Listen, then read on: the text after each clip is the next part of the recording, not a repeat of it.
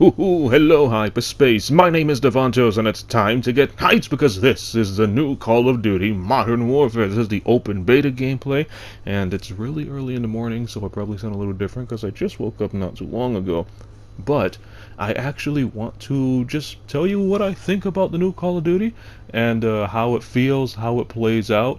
And there's going to be another video talking about the state of this new Call of Duty and how it might change into the future, but that's going to be a completely different video. I'm probably going to upload that later today. But for this video, I just want to talk about the new Call of Duty, how it feels, what it does, what makes it different than previous Call of Duties. So, you're going to see I'm going to be browsing through the menus for quite a bit. I'm going to stop and do some stuff in real life, which is why my cursor or clicker, whatever you want to call it, on the screen stays still. But anyway, this new Call of Duty, it's completely different than any of the Call of Duties we had before. It's more leaning towards realism, while the other Call of Duties were more like a 3-lane battle arena. This one is more like a real-world war ground. Everything is all sloppy. Everything is, unbalanced. There are some guns that are clearly very powerful, and there are some guns that are clearly not very powerful. Like, for example, how it is in real life. Like, the P90 submachine gun is very, very powerful in real life, while the Uzi submachine gun isn't that good in real life. And it's noticeable when you try these guns in the game. Not specifically those two guns because they're locked, but, the guns in this game, they're, as you would call, broken, because there are obviously some OP weaponry, and there are obviously some underpowered guns, and it's on a completely different level than it was in all the other Call of Duties. The other Call of Duties try to focus on balancing the guns so they're still fun. This one, you would notice that gun is shit, because compared to other guns in real life, it's supposed to be that way. Real life guns have good stats, and there are some that just have terrible stats, and they try to carry over these gun stats into the game to try to make it seem more realistic. So that's the first thing you notice. There are some guns you pick up that are shit, there are some guns you pick up that are good, but you can customize it to try to make it suit your playstyle. Like, for example, the AK-47, which is this here. The AK-47 has been my favorite gun in any shooter game, and just like real life, it feels like an old weapon. I mean, it is an old weapon, it's from the 1947, but in the game, you feel that it's old, you feel that it's clunky, you feel the parts moving as you shoot. Compared to the M4, which is a more recent weapon, it feels like it's tight, it feels like it's fixed, and it feels more accurate than the AK-47. However, the M4 lacks the power, and you can feel that. The AK-47 feels like a sloppy powerhouse, while the M4 feels like an accurate, standard, balanced assault rifle. And they did that on purpose, that way it would feel more realistic. And you see you can put different attachments. They have their pros, they have their cons. Like putting a different barrel on the AK-47 might hamper the muzzle flash, but on the downside, it's going to slow down your ADS. So you can fix it up however you want, whichever suits your playstyle. I actually found a pretty decent build for my playstyle for the AK-47. It's kind of a mixture of a AK-47 and an MG, because I like to play MG, but I also like the AK. But anyway, you can completely change the gun. You can actually turn the AK-47 into the AK-74. The mini submachine gun. You can do that. I actually did that yesterday. It's not in this gameplay, but you can transform the gun. You can even make it into an MG. Extended mags. You got the bipod. You can change your weapon to be completely different. Now, what else? You can also do that with the pistols, but I haven't really been using many of the pistols. I've just been pretty much playing the AK-47 the entire time, because I love this gun. But, it's different. This Call of Duty is completely different. Now, the way the maps look, like visually, I'm not talking about the map design, I'm just talking about when you look at the map, how it looks visually. Like if you're standing in one spot and you're just looking at the scenery, it looks like a Modern Warfare game. Modern Warfare 2, Modern Warfare 3.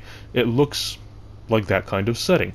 The map design, like if you're going to look at the minimap and see how everything's laid out, as I said before, it's very sloppy. If I were to compare it to any Call of Duty, it would be kind of similar to Ghosts. But Ghost still had kind of like a fixed design on some places. This map is sloppy all the way through, but Ghost is the closest you would get. The character movement and the gun handling. I would say the character movement is kind of like World War II, because it makes it feel like a dirty, a dirty old battlefield. Because I mean, that's how World War is. War is dirty. You're going out there in the field, you're jumping in the dirt, you have sand and mud and bombs going over the place, so it feels dirty. That's how this battlefield feels. It makes everything feel dirty, and the weapons, as I said, they all feel different.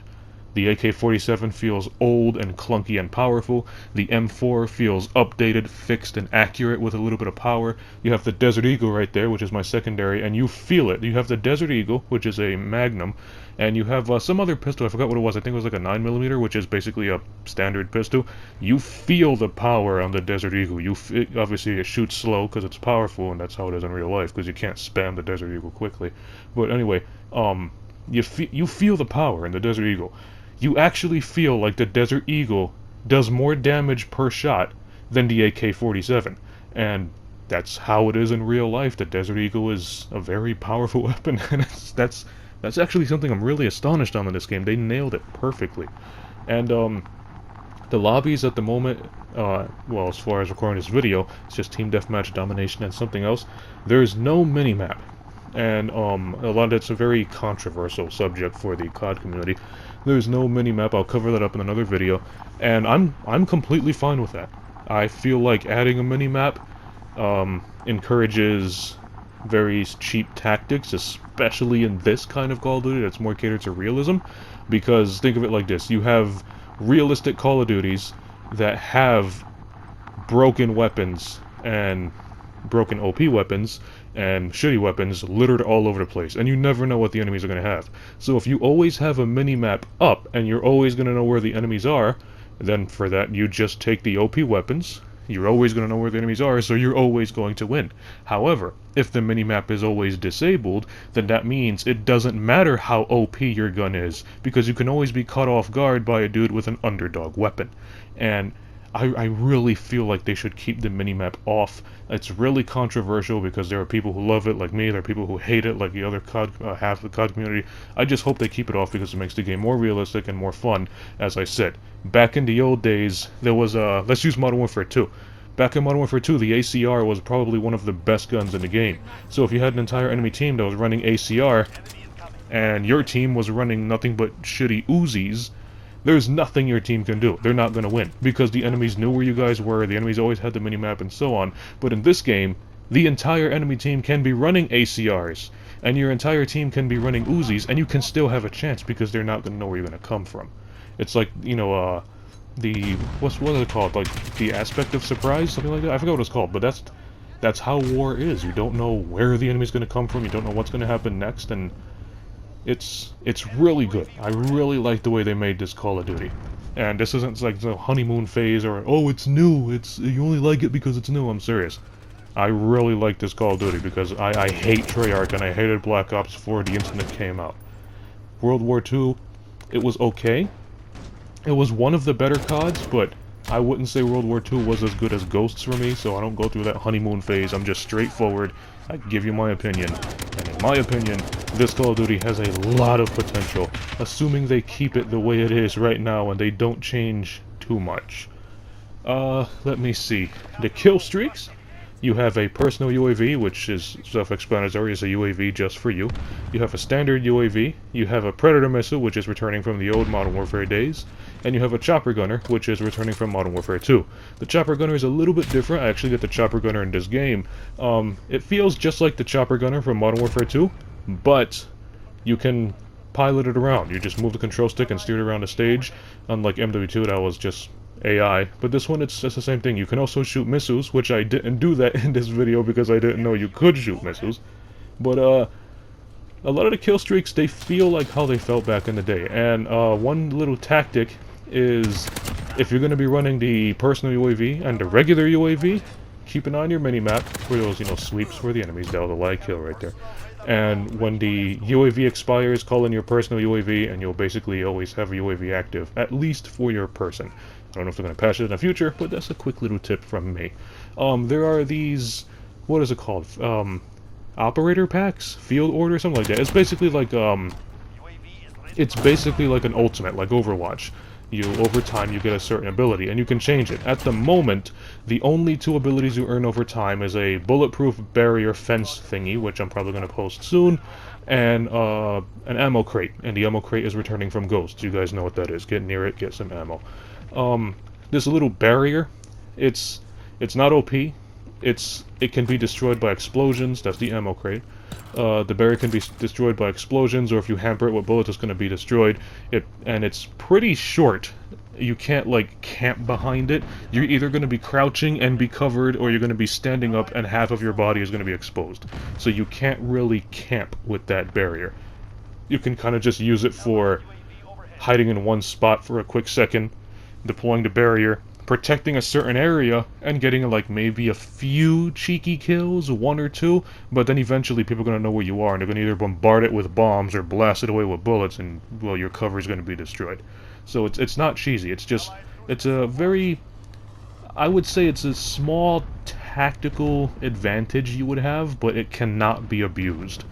Let me see, what else? You have frag grenades, which work like frag grenades, you have semtex, which work like semtex, and you have claymores, which you actually get fairly early, and the claymores in this game, they're quick.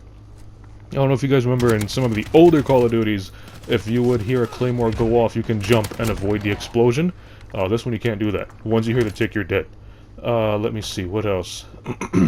You have operators, which are basically the characters, and no character has any distinct advantage.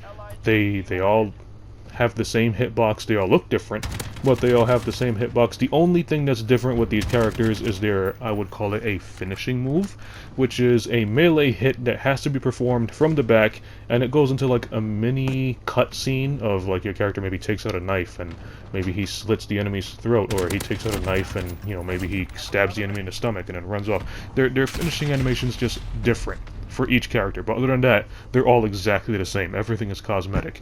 And you're going to see here, I'm going to call in a chopper gunner, and as I said, it's just like Modern Warfare 2. Now with the sprinting, as you see, there are sometimes that I sprint regular, sometimes I sprint with my gun up, and those are two different ways to sprint. You can, well, sprint like any other Call of Duty, or you can basically go full-on, try-hard, rocket mode sprint. I don't know what you want to call it.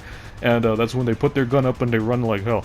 And you can only run like that for a short amount of time. And it's useful for getting from point A to point B, but I wouldn't rely on it all the time because it takes... You're very vulnerable when you're running like that. You're actually better running the old school COD way instead of sprinting, because sprinting keeps you open, it takes a while to ready your weapon, and it's just not the best for getting into gunfights. I would just take it, I would just use it if you want to get away from cover or something like that. Or, you know, run across a wide open field so you won't get sniped, so you want to run across as fast as you can. You know, something like that, something simple. Other than that, just stick to the old Call of Duty sprint. There are a ton of attachments in this game, a ton. You can put multiple dot sights, multiple barrels, even on shotguns you can put sniper scopes if you wanted to. The customization in this game is crazy, and I really, really like this Call of Duty. Yeah, I am going to be getting it on day 1 when it comes out on October, I think it's 25th.